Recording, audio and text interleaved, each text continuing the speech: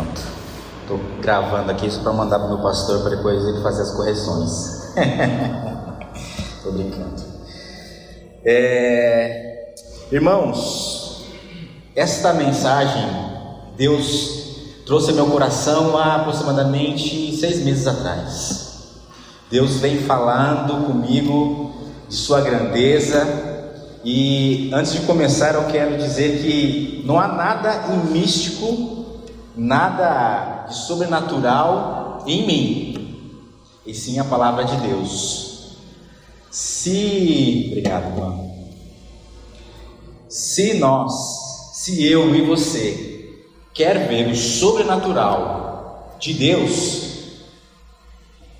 isso está na sua casa. O sobrenatural, ele se manifesta na sua casa, no seu quarto, no escuro, quando você se ajoelha perante Deus, clama por misericórdia e Deus te ouve e te perdoa. Amém? Então quero orar. Senhor Deus, na tua presença estou, ó Deus, confesso todo o meu nervosismo, mas entrego a ti, ó Deus, o meu entendimento. O tempo que passei estudando, o tempo que o Senhor falou comigo em meu coração para trazer essa mensagem. Revela com clareza a minha mente e para a mente dos meus irmãos aqui nesta noite. Que tudo seja feito para a honra e glória do Senhor. Amém. Quando nos debruçamos sobre uma disciplina acadêmica, nosso impulso natural é de domínio. Por exemplo, quando estamos estudando gramática, quando estamos estudando matemática, nosso primeiro impulso é dominar aquela disciplina e aprender o máximo possível e ter o poder, o domínio sobre aquilo que estamos estudando. Estudamos física para dominar as leis da matéria. Estudamos a gramática para dominar a linguagem e resgatar o pensamento de civilizações antigas, como o grego e o latim. Na meteorologia, tentamos prever e dominar o clima. Na cosmologia, buscamos mapear e dominar a vastidão do espaço. Em quase todas as áreas do saber, o conhecimento é uma ferramenta de poder, benefício próprio. Contudo, quando passamos para o campo da teologia, essa régua de domínio se quebra. Se nas outras ciências nós somos os juízes da matéria, na teologia somos os réus. As escrituras nos alertam que o coração do homem é enganoso, como diz lá em Jeremias, capítulo 17, verso 9. Nossa natureza é inclinada para o equívoco. Por isso, estudar a teologia não é dominar a Deus, mas buscar uma base sólida para que a nossa mente enganosa não crie um falso Deus, ou um Deus à nossa própria imagem. Irmãos, em filosofia, Platão, Aristóteles, eles criam a imagem, uma personificação de um Deus chamado como é que é? Não é Demogorgon, estou confundindo o nome aqui, peraí. Demiurgo, desculpa o lapso de memória. Então Platão apresenta através de Aristóteles um Deus criado por humanos, Demiurgo para eles é um Deus falho, um Deus sobre-humano. Para nós podemos, na nossa pequenez, na nossa limitação, e até eu acho que isso é um equívoco, nós imaginamos o diabo, o inimigo das nossas almas, que ele está sobre muitas vezes nós até dizemos isso, que o inimigo está sobre os nossos pés, mas teologicamente isso não tem muita base. Dizemos que o inimigo está no submundo, que ele age lá nas trevas, e as trevas é o submundo. E a nossa mente humana cria essas versões de Deus. Cria deuses falsos. Deus do dinheiro, o Deus do celular, que tudo é o celular, o Deus do trabalho, o Deus acadêmico, onde os estudos acadêmicos regem a vida humana. Para nós, em teologia, precisamos da exegese, do estudo gramatical e cultural, para não lermos a Bíblia de forma anacrônica, para que nós estudamos teologia, para que nós, ao lermos as Escrituras, não façamos interpretações erradas. Por isso que nossa igreja tem buscado, através do ensino bíblico, agora em 2026, para que nós nos reunimos aos domingos, às 18 horas, para estudarmos.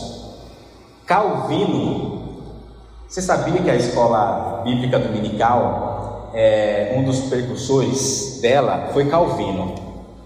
E Calvino, o intuito da escola bíblica não era para ensinar as Escrituras, sabia? Sabia que não era? Era para ensinar a gramática, era para ensinar a leitura, porque a maioria da população não sabia ler. Então, o instrumento que Calvino encontrou foi de que vamos apresentar a gramática para esse povo, para que assim, com esse instrumento de alfabetização, eles possam ler as Escrituras e compreender a vastidão e a grandeza de Deus.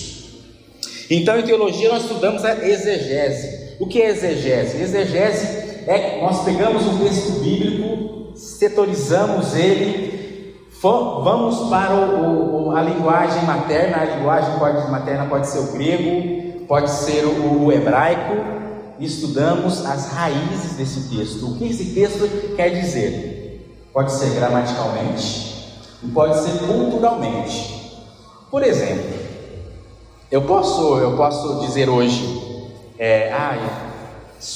quero ir ao banheiro, estou apertado, estava apertado e fui voando para o banheiro. Isso significa que eu vou? Não. E se um estudioso daqui a 2000 anos pegar essa frase dita aqui por mim, que eu fui voando para o banheiro, ele tem que saber e compreender que quando eu falei estou voando, não significa que eu vou, significa sim que eu fui correndo, eu estava com pressa, estava apertado, alguma coisa me motivou a ir correndo, voando para o banheiro. Beleza. Outro exemplo que chama a atenção, que me chamou a atenção, foi a de um pedreiro pastor. Vou pedir para o Brian colocar o vídeo. É o curto, tá? Não é o longo, não. Esse homem, pedreiro intitulado pastor, ele mostra o perigo mortal de uma leitura cega e desprovido de um rigor gramatical. Nesse vídeo, o homem confunde o adjetivo com substantivo, mudando completamente o sentido do mandamento bíblico, lá de Oséias, capítulo 3, verso 1. Vai lá, Brian, solta aí. Faltou o áudio é importante.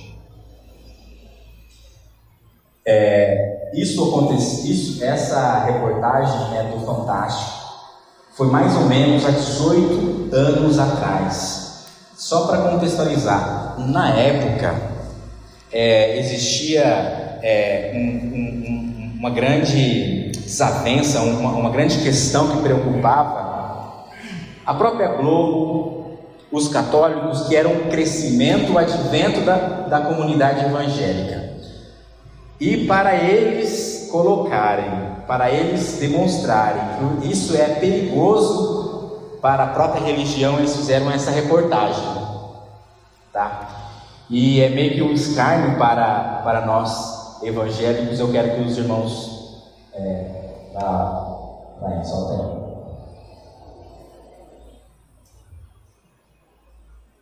Não tá bom.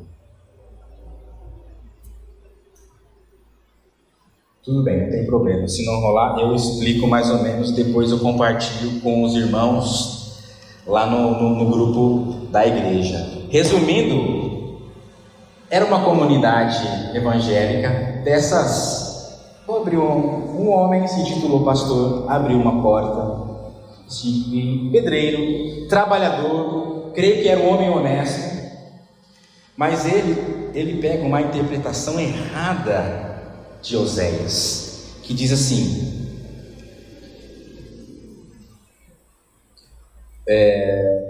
vamos pegar Oséias 3, que ele tem lá, deixa eu pegar Oséias 3, 3:1. Conseguiu aí?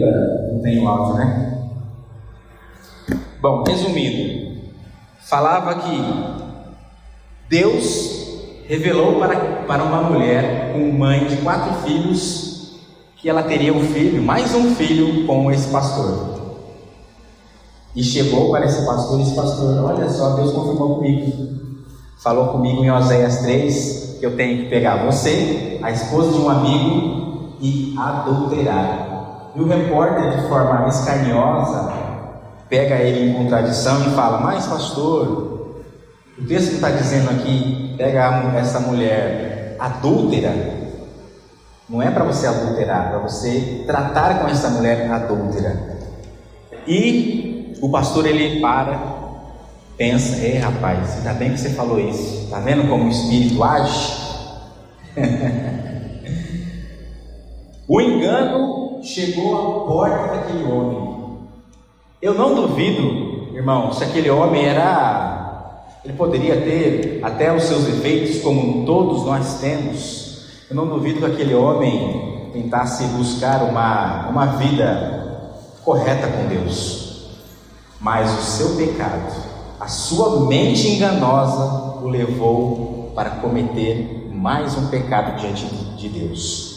E isso nós precisamos ter muito cuidado. Ler a Bíblia sem a compreensão básica de gramática, de história, de astronomia, nos torna limitados para compreendermos a real grandeza do nosso Deus. Continuando, em teologia também estudamos o legado de homens e mulheres sábios. Estudamos as interpretações e o legado de homens que deram contribuições inestimáveis à nossa fé, como Lutero, Calvino, Zwingli e até mesmo Armínio. Embora tenhamos nossas divergências doutrinárias com alguns, reconhecemos que esses homens foram instrumentos de Deus para organizar o pensamento bíblico. Irmãos, eu já falei e vou repetir novamente: o calvinismo não salva ninguém, o presbiterianismo não salva ninguém, o que salva é Jesus Cristo. Mas esses homens, Lutero, Zwingli, esses homens, eles nos trouxeram estudos valiosos que nos fazem enxergar os ensinamentos bíblicos, para que nós não caiamos em engano como este homem caiu, em enganos que caímos ao colocarmos um copo de água em cima da televisão, ao engano e acreditar que existe uma teologia que Deus vai me fazer prosperar, ao engano de que eu vou dar 100 e Deus vai me devolver 1000, ao engano que me faz pensar que ao chegar nessa igreja Deus irá me abençoar e eu não terei mais problemas. Irmãos, Jesus, antes de começar o seu ministério, ele se refugiou, ele se isolou durante 40 dias, jejuou e orava a Deus. E o texto bíblico diz que o diabo veio a Jesus e o tentou. E Jesus respondeu através do quê? Do seu próprio conhecimento? Através de sua força? Vou pegar esse diabo, vou dar uma nova gravata nele agora, dar um chute, vou mandar embora. Não. através do conhecimento da palavra de Deus. E se Jesus, ao iniciar o seu ministério, ao se preparar 40 dias, foi tentado, imagine nós, irmãos, quando nós nos decidimos: eu vou para a igreja, eu vou confessar a Cristo, eu vou abraçar o meu ministério. Você acha que você não vai ter lutas em sua casa? Você acha que o inimigo não vai puxar a orelha? Você acha que tentações não vai chegar à sua porta? Irmãos, veja o exemplo de Jesus. Em resumo, para sermos melhores adoradores, precisamos compreender as Escrituras. E para compreender as Escrituras, precisamos compreender o natural que nos cerca. Afinal, como saber se algo é um milagre, se foge às leis naturais, se não conhecemos as próprias leis que Deus estabeleceu para governar este mundo? Como saber identificar um milagre se eu não sei se a gravidade se eu subir aqui e pular, eu vou cair? Se eu não sei isso, como que eu vou saber se eu estou caindo, Deus está me segurando em suas mãos e eu não caio e me estribucho no chão? Como eu não compreender isso? Precisamos compreender as leis naturais deste mundo, a gramática, a lógica. Isso não é compreender academicamente as coisas, as disciplinas acadêmicas, não é nos afastar de Cristo, não é nos afastar de Deus. Ao estudar e adquirir conhecimento, para alguns pode se confundir como secular. Por isso nós nos afastamos de Deus, estamos conhecendo a grandeza de sua criação. E quando entendemos a precisão da lógica, da gramática, da astronomia, que mantém o universo em pé, é que podemos cair de joelhos, quando esse mesmo Deus decide agir de forma extraordinária em nós.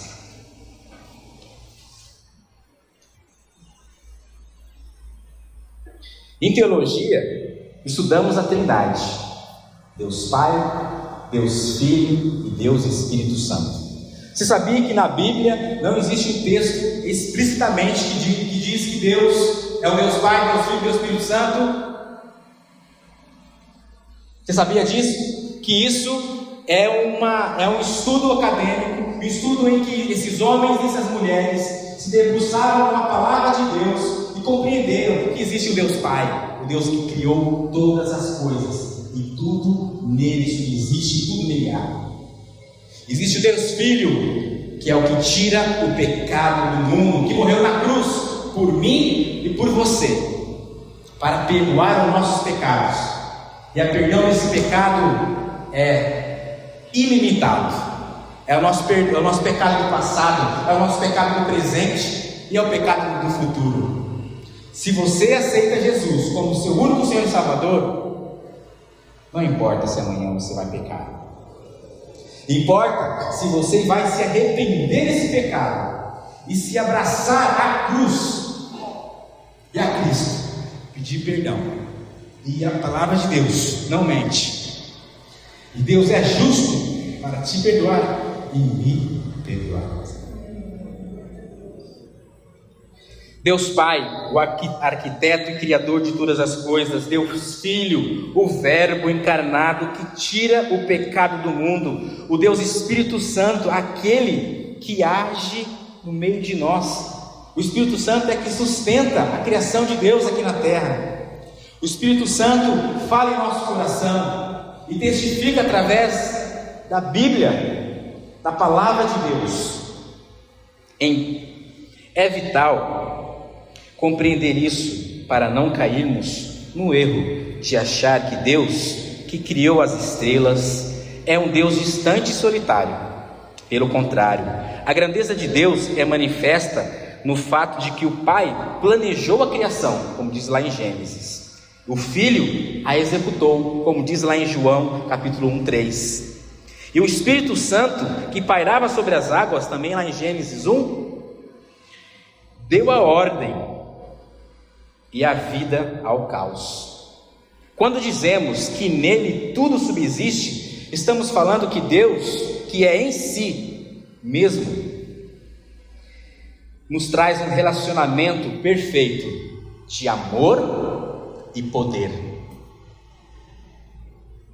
O Logos, o Verbo de Deus, que através de sua palavra criou todas as coisas, Ele nos ama. E Ele quer o nosso compromisso de fidelidade, de amor e de adoração. O título da minha mensagem é A Grandeza de Deus Pai, o Criador de todas as coisas. Aqui no meio lá tem um subtítulo, está pequenininho lá, mas a grandeza de Deus Pai, o Criador de todas as coisas. Vamos abrir nossa Bíblia em Hebreus capítulo 11, do verso 1 ao 4.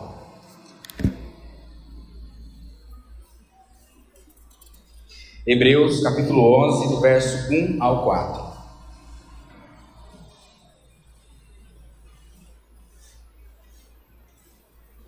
Projetado ali na tela. Vou ler na versão NVI que diz assim, ó: Ora, a fé é a certeza daquilo que esperamos e a prova das coisas que não vemos. Pois foi por meio da fé que os que vieram no passado receberam um bom testemunho. Pela fé, entendemos que o universo foi criado pela palavra de Deus, de modo que aquilo que se vê não foi feito do que é visível. Deus, Ele é Espírito. Deus não se manifesta através de corpo físico. Deus não se manifesta através de uma estátua, de um madeiro. Deus é Espírito, portanto, Ele não é visível.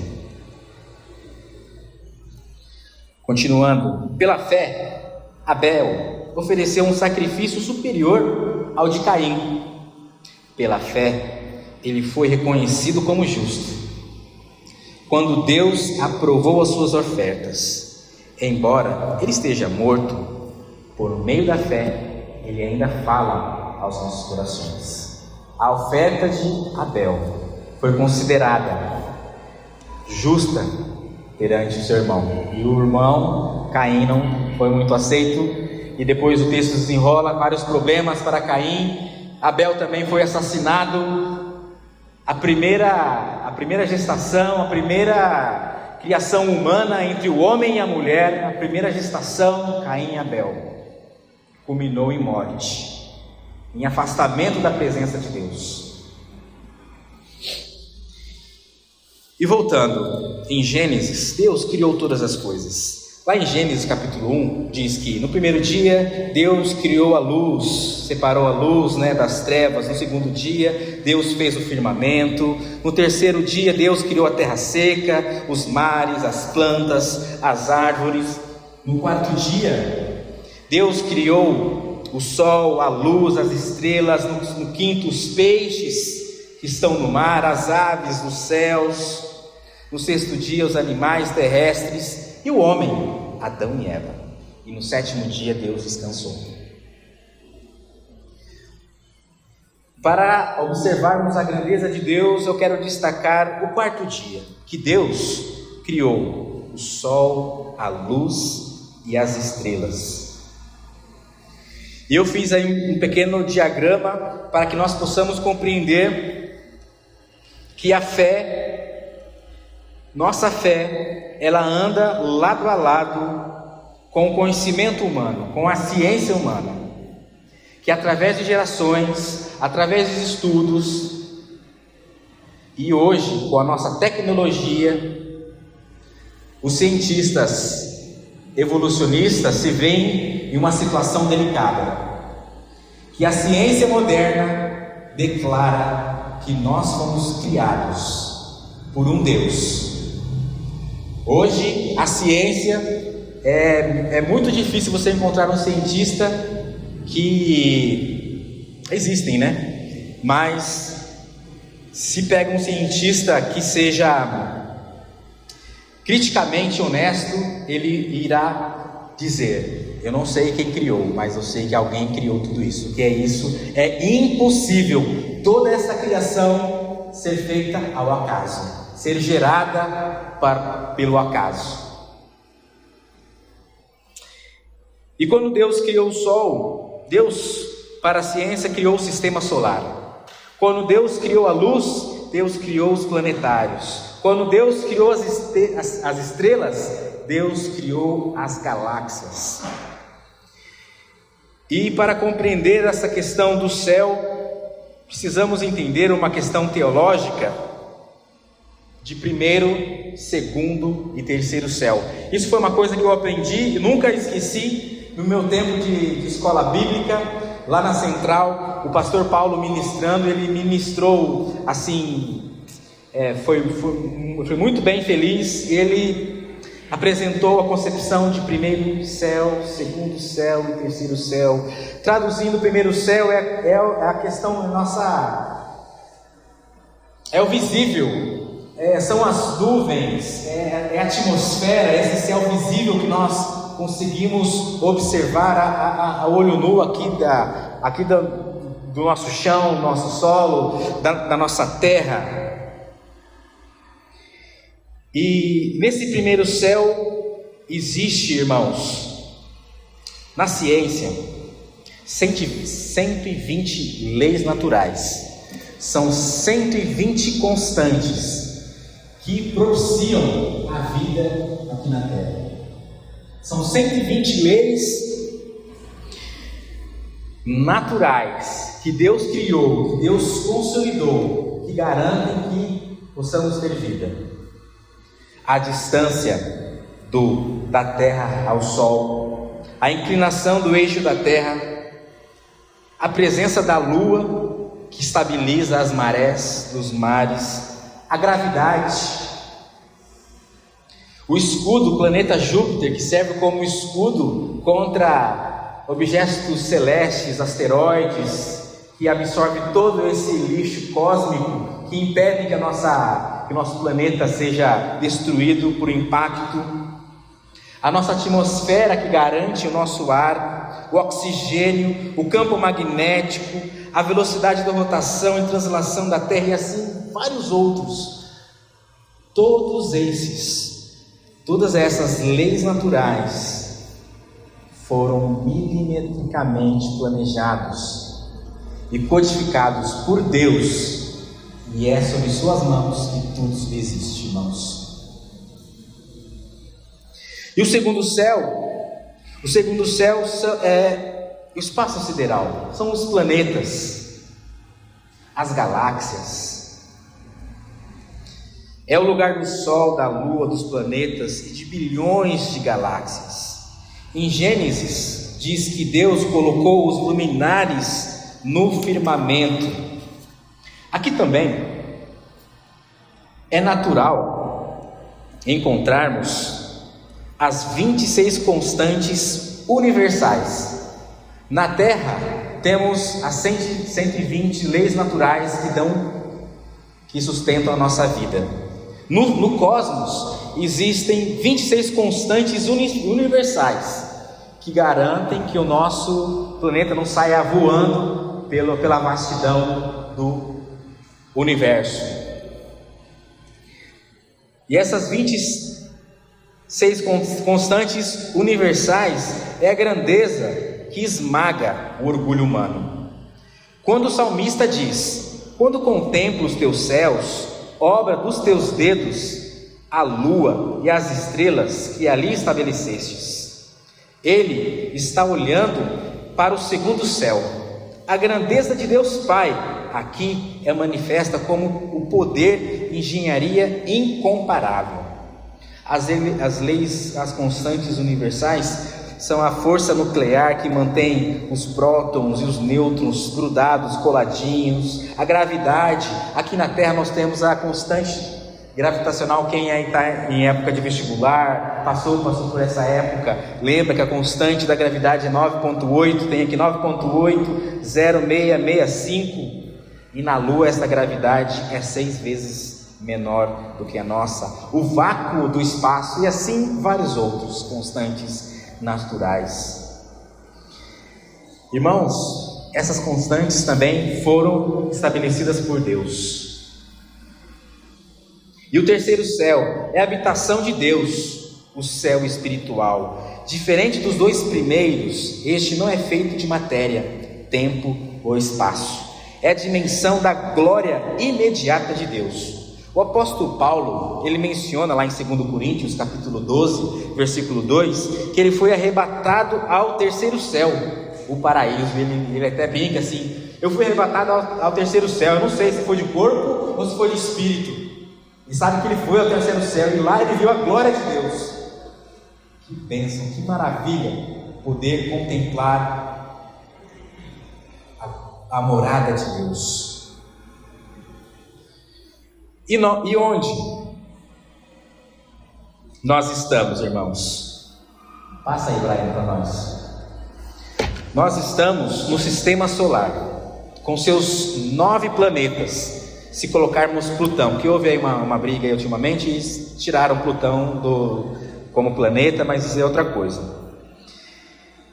E Plutão é um relógio, e o nosso sistema solar é um relógio perfeito. Cada órbita é uma linha escrita pelo dedo de Deus. Se a gravidade de Júpiter mudasse 1/10, nós seríamos bombardeados por meteoros, como eu falei anteriormente. Se a órbita de Plutão fosse errática, o equilíbrio do sistema poderia sofrer.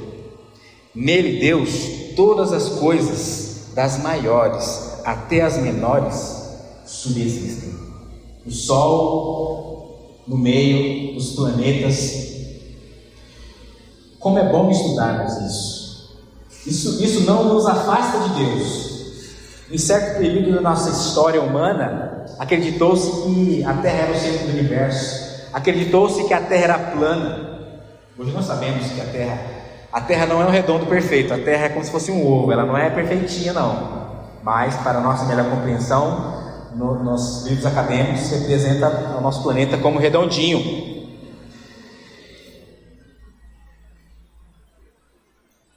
E passa aí, vai, próximo. E essa volta. E cada astro, cada planeta tem a sua dimensão. A Terra é pequenininha. Cadê a Terra? A Terra está aqui. Olha o tamanho, lado de Mercúrio, Terra. Olha Júpiter, Saturno, Urano, o Sol. Está vendo essa redondinha aqui? Seria a escala do Sol. Quando o Sol é tão grande, no próximo slide a gente vai conseguir observar melhor. E Deus criou nós, e nós estamos aqui na Terra. A Terra tem 12.760 quilômetros de diâmetro aproximadamente. E nós estamos ali. Passa aí, Brian, no próximo slide, por favor. Nós estamos nesse planeta, nesse sistema solar. Olha só, olha a escala do Sol, dos outros planetas. Olha só, a nossa estrela que Deus colocou para separar o dia da noite. Olha a escala do Sol, olha a escala dos outros planetas. O maior planeta é Júpiter. Depois vai caindo, a Terra está bem pequenininha ali, os planetas.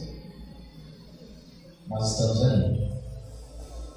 Nós estamos na Terra. Nós estamos no Brasil. Nós estamos no estado de São Paulo. Nós estamos em Presidente Prudente. Nós estamos no Conjunto Habitacional Ana Jacinta. Nós estamos na Igreja Presbiteriana Independente do Ana Jacinta. Eu estou dando a mensagem. Vocês estão recebendo a mensagem. Onde você está?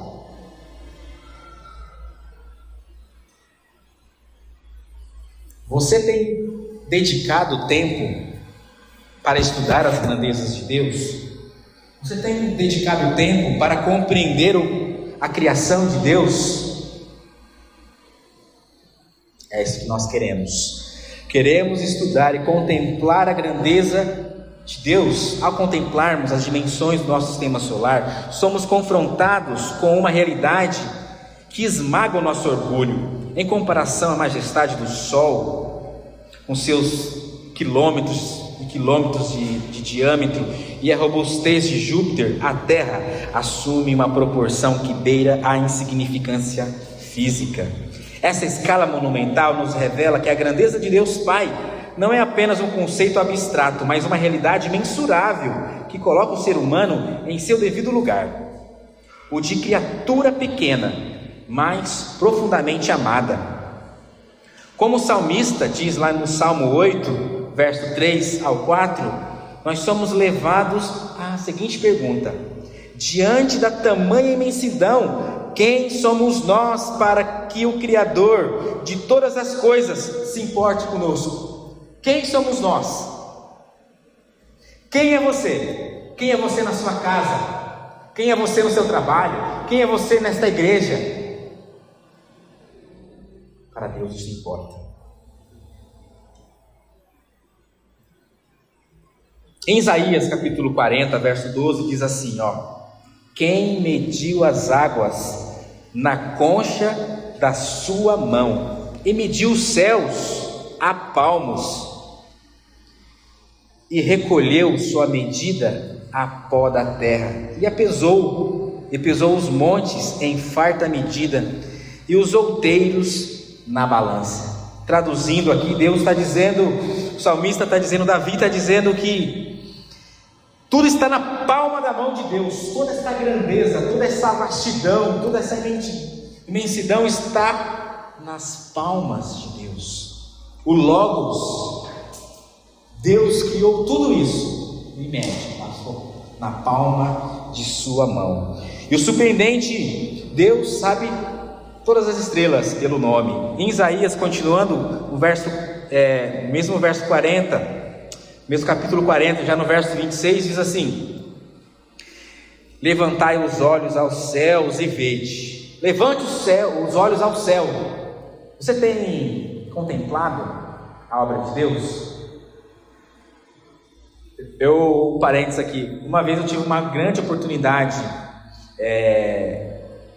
o Adam ainda era pequeno, não tinha o Noah e a Zoe, eu, a Thaís e o Adam, nós fomos acampar, e um lugar belíssimo, em Sapopema, não é um lugar muito distante, e à noite deu aquela vontade de ir no banheiro, e eu fui lá no banheiro, e quando eu olhei para o céu, irmãos do céu, que coisa, dava para ver a Via Láctea assim, o aglomerado de estrelas, assim, coisa espetacular, que eu fiquei abismado com aquilo, que eu não imaginava que a olho nu eu poderia ver aquilo. Só via aquilo só em ilustrações da escola, que a gente, nossa, mas isso daí deve ser coisa que você vê com um telescópio. Não, em olho nu, isolado. Era um acampamento assim, bem rústico, assim, um banheiro assim, era bem terrível, como se fosse aquelas privadonas. Eu fui lá naquela privada, depois fui aquele cheiro terrível. Fui, depois voltei e contemplei aquilo. Glória de Deus, a vastidão de Deus. Continuando, olhe para o céu. Quem criou essas coisas? Aquele que fez sair o seu exército das estrelas, todas bem contadas, as quais ele chama pelo nome. Deus sabe todas as estrelas pelo nome, por ser ele grande em força e forte em poder. Nenhuma delas vem a faltar. Passa aí para a próxima imagem. Pode passar. Nosso sistema solar. O sistema solar, e aqui é a nossa galáxia. Não dá para ver muito bem, mas nós estamos aqui nesse pontinho aqui, até uma legendinha aqui, sistema solar. Nós estamos pequenininho. Diante de todo esse cosmos aqui, é a nossa galáxia, chamado Via Láctea. Estamos aí. Nosso sistema solar parece grande, mas nós estamos ali na Via Láctea. Pequenos, imperceptíveis para quem não estuda astronomia, cosmologia. Pode passar, Brian. E essa é a nossa galáxia vizinha, é Andrômeda. Pode passar? Isso, irmãos, é que Essa é uma foto que foi publicada o ano passado, se eu não me engano, o ano passado. Lançaram um novo satélite, novo telescópio, James Webb. E James Webb teve uma missão que, para os cientistas, agora nós vamos resolver todas as questões do universo, toda essa dualidade que fomos criados, ou fomos planejados, ou foi tudo pelo acaso, através de uma explosão. O universo está em expansão. E quando essa imagem foi revelada, houve um rebuliço. Isso são galáxias. Isso são galáxias. Volta para mim, por favor. Volta a imagem. Essa Andrômeda, nossa galáxia vizinha. Essa é a nossa galáxia Via Láctea. Volta. Mais uma. E esse é o nosso sistema solar. Olha o tamanho do nosso sistema solar.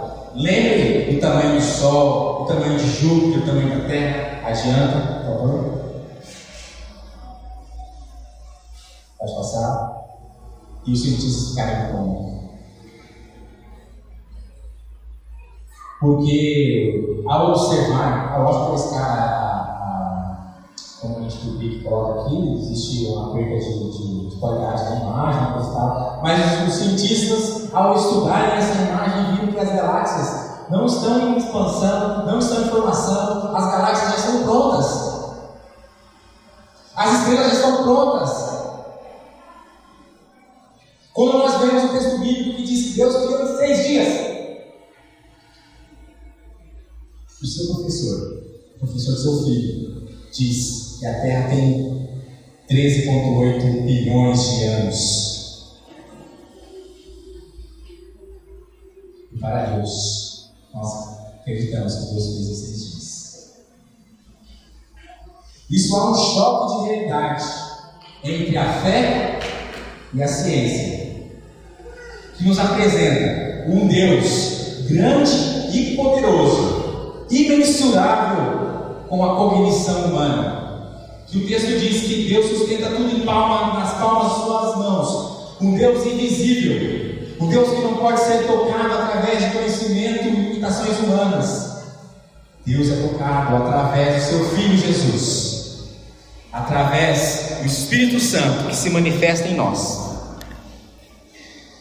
Eu estou caminhando para o final, irmãos.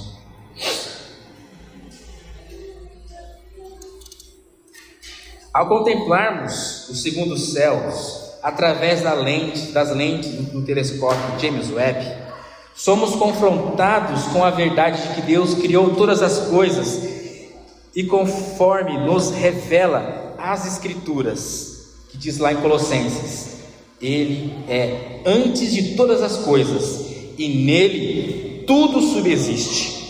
Nada do universo é fruto do acaso ou da desordem.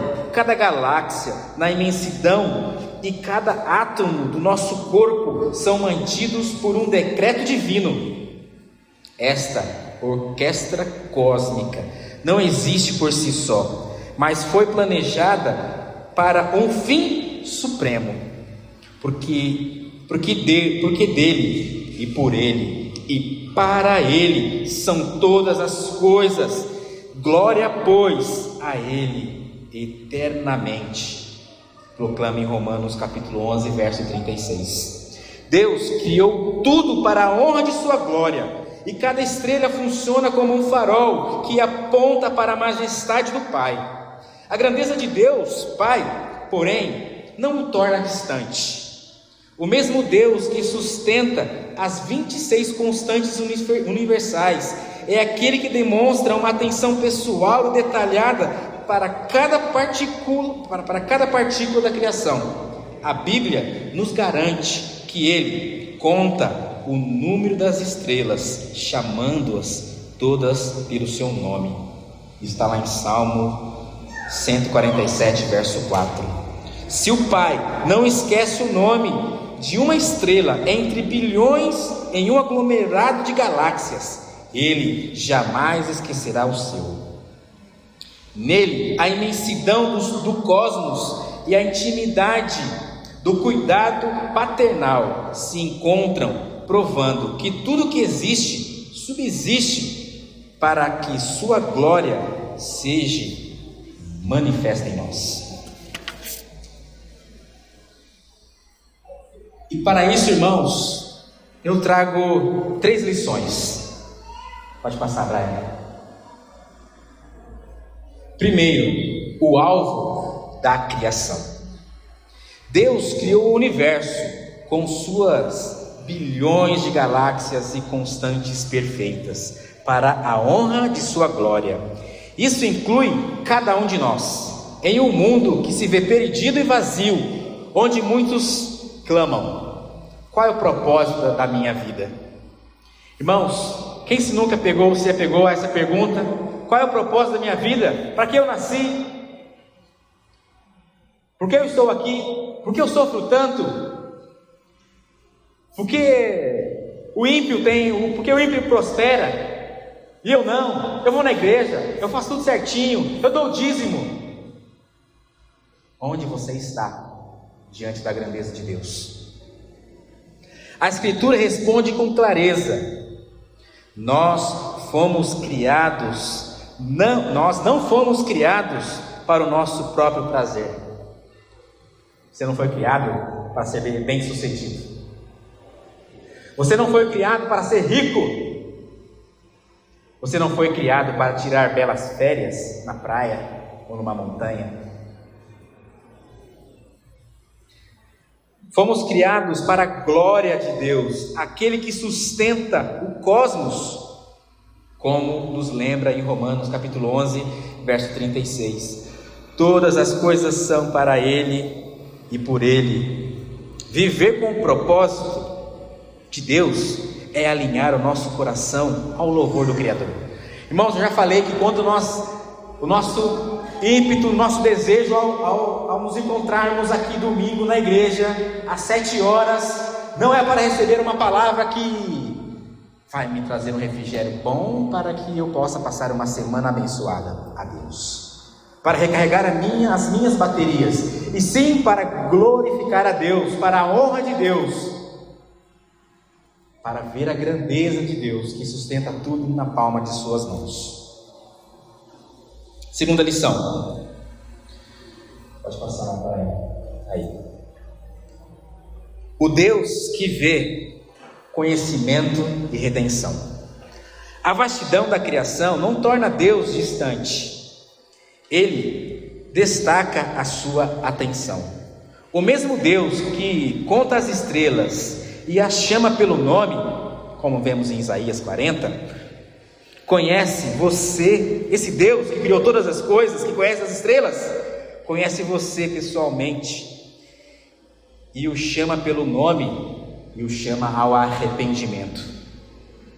Embora sejamos fisicamente insignificantes diante de Júpiter ou do Sol, somos espiritualmente valiosos para Deus. O perdão e o acesso ao soberano não vem pelo nosso tamanho, mas pelo sacrifício de Jesus Cristo. O Deus Filho, Ele é a ponte que nos permite entrar na presença do Pai, aquele que mediu os céus na palma de sua mão. Em engenharia e arquitetura, nós medimos as coisas em metros aqui no Brasil. Usamos uma trena, o Murilo usa a trena para medir uma calha, o pedreiro também mede para medir uma parede, o construtor. E é muito difícil medir as coisas na palma da mão, não tem precisão nenhuma, né, Murilo? Eu agora estou trabalhando como eletricista, confesso que eu fiquei surpreso. Estou trabalhando com meu pai.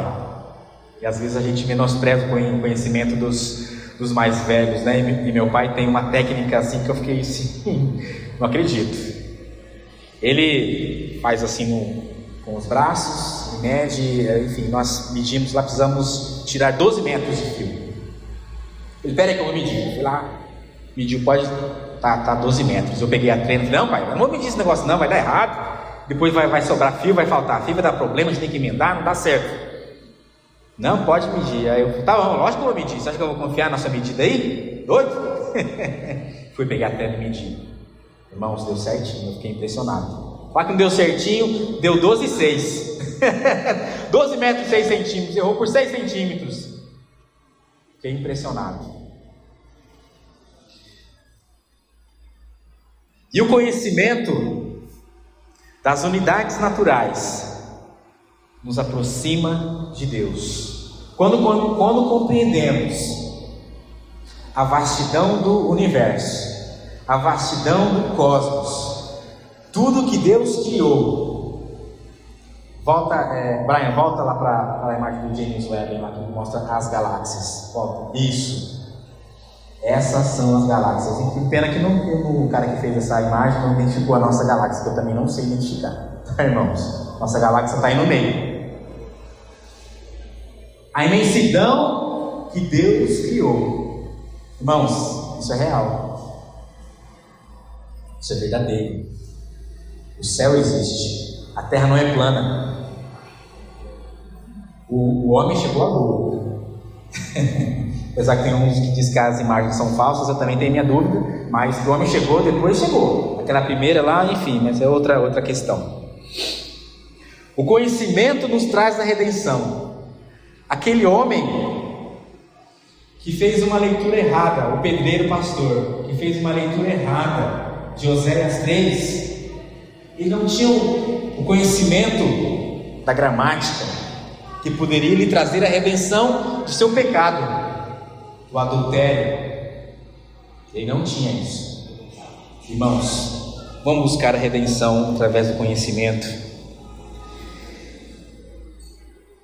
na ciência e nas escrituras. E terceiro e último, a lente da verdade, a ciência e a escritura. Precisamos conhecer o natural para conhecer e adorar o sobrenatural de Deus. As disciplinas acadêmicas e as ciências não são inimigas da fé, são subsídios que nos permitem contemplar a complexidade de Deus, o grande arquiteto. Como disse certa vez Francis Bacon, um grande cientista, que diz assim: pouca ciência nos afasta de Deus, mas muita ciência nos aproxima de Deus. No entanto, nossa base final é a Bíblia, a nossa fonte de verdade. É através dela que confirmamos em nossas mentes e corações que a precisão, por exemplo, a gravidade e a imensidão das galáxias não são acidentes, mas provas indescritíveis da grandeza de Deus Pai.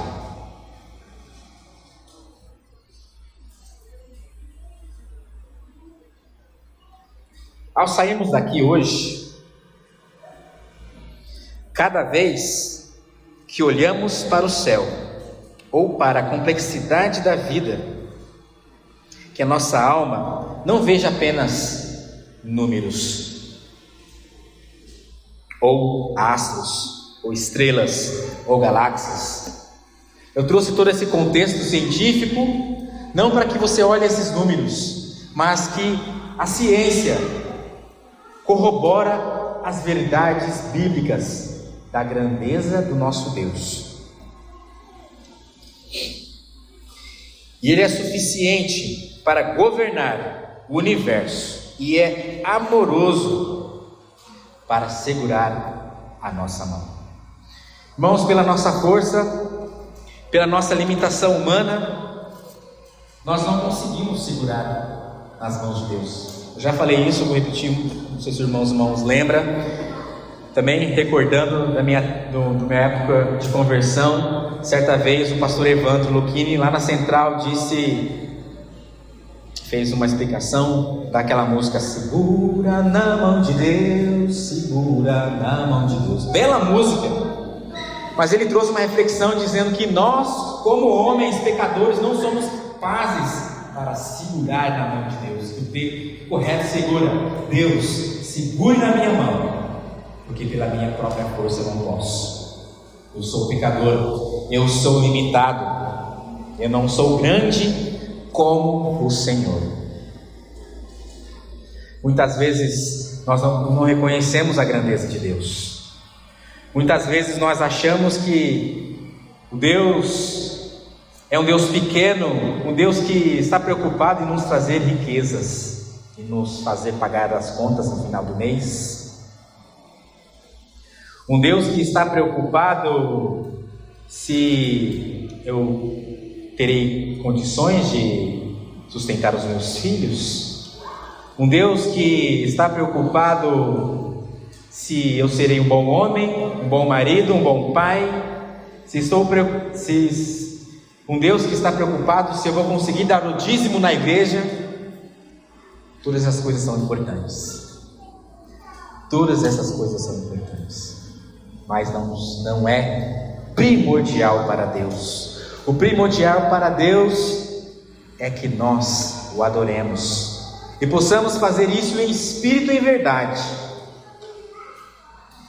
E sem reconhecermos a grandeza de Deus, não seremos capazes de adorar esse Deus. Seremos limitados como aquele homem que pega um texto e faz uma interpretação errada. Seremos limitados como aquelas pessoas que colocam um copo d'água em cima da geladeira e bebe depois achando que aquilo vai te curar. Será limitado como a pessoa que pega um óleo, compra um óleo por, sei lá, R$1.000 e fala, aqui vai trazer a minha paz.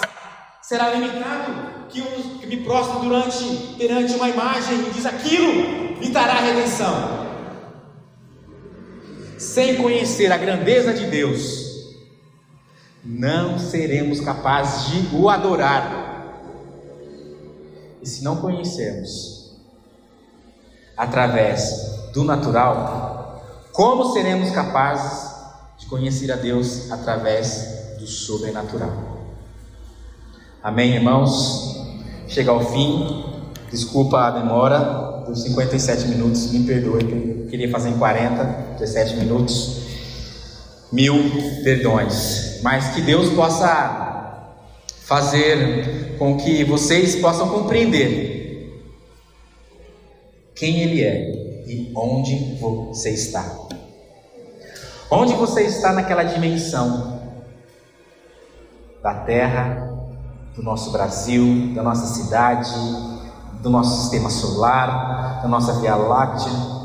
Quão insignificantes somos nós, mas Deus, Ele se fez carne através de Jesus Cristo, para a redenção do meu pecado e do seu pecado. Toda essa imensidão de Deus, todo esse poderio de Deus, Ele poderia apenas destruir, como Deus quis destruir a humanidade. O texto diz que Deus estava obstinado à ira de Deus, Deus ficou irado. Irmãos, a gente ficar irado não é pecado. Irais, mas não pequeis. Ficar bravo, não confunda ser sábio com não ter ira. Nós precisamos nos irar diante do pecado. Nós não precisamos nos posicionar diante do erro, mas precisamos não pecar. E o texto diz que Deus se irou contra a humanidade, viu que não tinha salvação e falou lá para Noé, falou assim, vou destruir todo mundo, não gostei de nada que está acontecendo, vai ser em água, não tem jeito. E Noé clamou a Deus, não Deus, faz isso não, pelo amor de Deus, não sei o que, faz isso não. E Deus fala, tá bom, não vou destruir tudo não, vou deixar a sua família então, constrói uma arca aí e vou salvar vocês. E o texto continua. É bom a gente estudar a escola dominical para compreender todas essas nuances. E Deus preservou a humanidade através da família de Noé. Noé clamou para Deus, e que nós possamos clamar a Deus por redenção e compreensão e sabedoria, e possamos não nos afastar de saber que precisamos estudar, precisamos vir na escola bíblica, que na nossa igreja, às 18 horas, como esse conselho tem se proposto, como esta igreja tem se proposta, para que nós possamos aprender das coisas, que sejam elas naturais, que sejam elas espirituais, que sejam elas teológicas, Calvino, em sua época, trouxe a escola bíblica para alfabetizar as pessoas, e que hoje na escola bíblica possamos aprender as coisas teológicas, naturais, para compreendermos a grandeza de Deus. Vou orar. Senhor Deus, graças te dou, ó Deus, porque o Senhor fala conosco, apesar da minha insignificância, apesar, ó Deus, da minha pequenez, ó Deus, eu me coloco diante de Ti e clamo pelo Senhor, sabendo que o Senhor ouve a minha oração, sabendo que o Senhor ouve a oração desta igreja. Essa igreja tem se transformado, ó Deus, essa igreja tem se transformado, ó Deus, não numericamente como muitos esperavam, mas nós estamos crescendo, ó Deus, crescendo no Senhor, crescendo em propósito, crescendo em conhecimento no Senhor, ó Deus. Compreendemos as verdades de sua grandeza nesse dia, ó Deus, que no decorrer deste ano, ó Deus, de 2026, possa ser, ó Deus, um ano de crescimento espiritual para a igreja do Ana Jacinta, que cada membro, que cada homem e mulher, ó Deus, aqui seja impactado pelo Senhor, pelo Teu Espírito Santo, que convence-nos do pecado, que perdoa-nos e que nos traz a redenção. Hoje nós temos esse privilégio, ó Pai, de chegarmos perante Ti, clamarmos, nos reunirmos aqui nesta igreja, ó Deus, clamarmos ao Senhor, ó Deus. Muitas pessoas vêm até com um propósito equivocado, de uma palavra de refrigério, mas algumas pessoas compreendem, ó Deus, o verdadeiro propósito de Te adorar, de Te engrandecer, compreender a grandeza do Senhor e nos colocarmos no nosso devido lugar, de pequenos, submissos ao Senhor. Perdoa-nos, ó Pai, quando criamos falsos deuses em nossas vidas, deuses do dinheiro, deuses do trabalho, onde que nós depositamos, ó Deus, a nossa esperança no nosso trabalho, a esperança em nossa família, a esperança em coisas deste mundo, em coisas vãs, ó Pai amado. Cria em nós, ó Deus, um espírito inabalável para que possamos depositar a nossa esperança no Senhor, que possamos descansar em Ti. Ó Deus, a nossa mente é enganosa, o nosso coração é enganoso, ó Pai, mas através de Ti queremos, ó Deus, Te adorar em espírito e em verdade, imaculados perante a Tua face, ó Deus. Não nos afaste de nós, venha até nós e fale ao nosso coração, fale ao coração desta igreja, fale ao coração desses irmãos que estão aqui, que possamos compreender que uma vida de fé, uma vida de compreensão da grandeza de Deus, não se baseia nessas poucas horas em que nos passamos aqui neste templo, reunidos em Teu nome, mas sim na nossa casa, durante a nossa semana, compreendendo onde estamos na nossa casa, onde estamos no nosso trabalho, onde estamos, ó Deus, que possamos compreender isso, que essa verdade possa se solidificar em nossos corações, traga o entendimento, traga a revelação a nós. É isso que eu oro, que Te agradeço, em nome de Jesus. Amém.